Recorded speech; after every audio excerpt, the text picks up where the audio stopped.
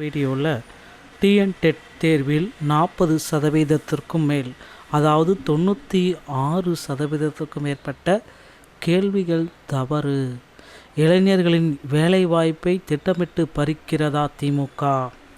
150 கேள்விகளுக்கு 145 கேள்விகளுடைய வினாக்களும் சரி விடைகளும் சரி தவறாக இருப்பதாக கடும் குற்றச்சாட்டுகள் எழுந்த வண்ணம் இருக்கிறது.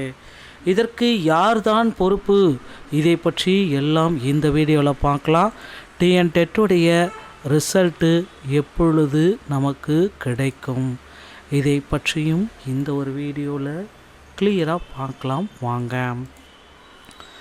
டிஎன் டெட்டு தாள் 2ல் 96% கேள்விகள் தவறு. டிஆர்பி மேலே மக்கள் நம்பிக்கை தினசரி கேள்விக்குறியாகி கொண்டே இருக்கிறது. டிஆர்பியில் இந்த கேள்விக்குறி எதனால் வந்துச்சு? டிஎன் டெட்டில் 96%க்கும் மேற்பட்ட கேள்விகள் தவறுதலாக இருக்க யார் தான் காரணம்? ஆசிரியர் தேர்வு வாரிய காரணமா, அல்லது தேர்வை தயாரித்த வினாத்தாள்கள் தயாரிப்பாளர்கள் மேலே காரணமா? தேர்வு எழுதியவர்கள் கவனமாக இருக்க வேண்டிய நேரம்.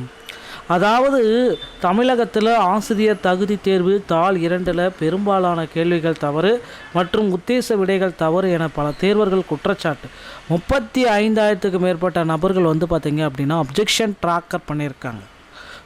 145 கேள்விகளுக்கு 35,402 பேர் ஆட்சேபனை தெரிவித்த நிலையில் தேர்வு வெளிப்படைத்தன்மை மற்றும் டிஆர்பியுடைய நம்பகத்தன்மையை இழந்துவிட்டது.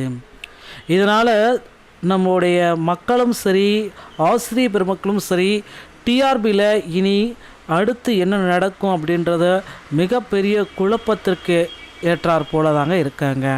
டிஎன் டெட் தேர்வில் தவறான கேள்விகள் இடம்பெற்றிருக்கு.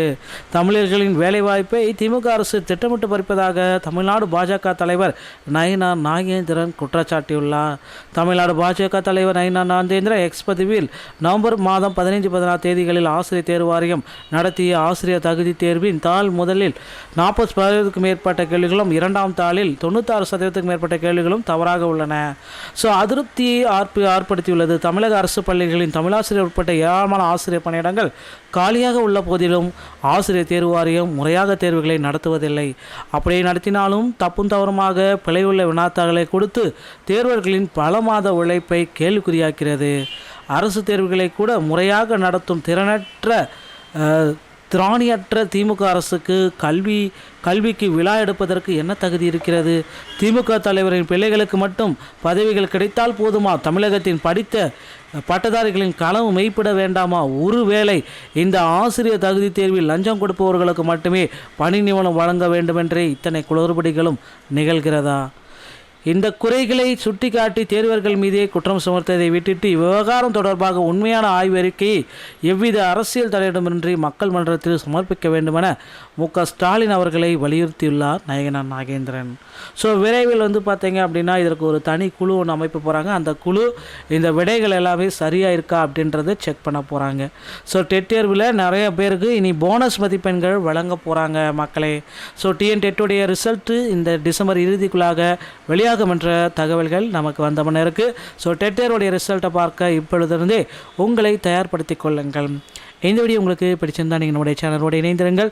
மீண்டும் ஒரு நல்ல தகவலோடு நான் உங்களை சந்திக்கிறேன். அது மட்டுமே கிடையாது, டெட்டில் பாஸ் மதிப்பெண்களையும் குறைக்க போகிறாங்க. இதை குறித்து மிகப்பெரிய ஒரு அப்டேட்டு விரைவில் வரும் என்று எதிர்பார்க்கலாம். டிஆர்பி மற்றும் பள்ளிக்கல்வித்துறை சொந்தமான செய்திகள் அனைத்தையும் நீங்கள் உடனுக்குடன் பெற நீங்கள் நம்முடைய சேனலோடு இணைந்திருங்கள். மீண்டும் ஒரு நல்ல தகவலோடு நான் உங்களை சந்திக்கிறேன். நன்றி, வணக்கம், தேங்க்யூ.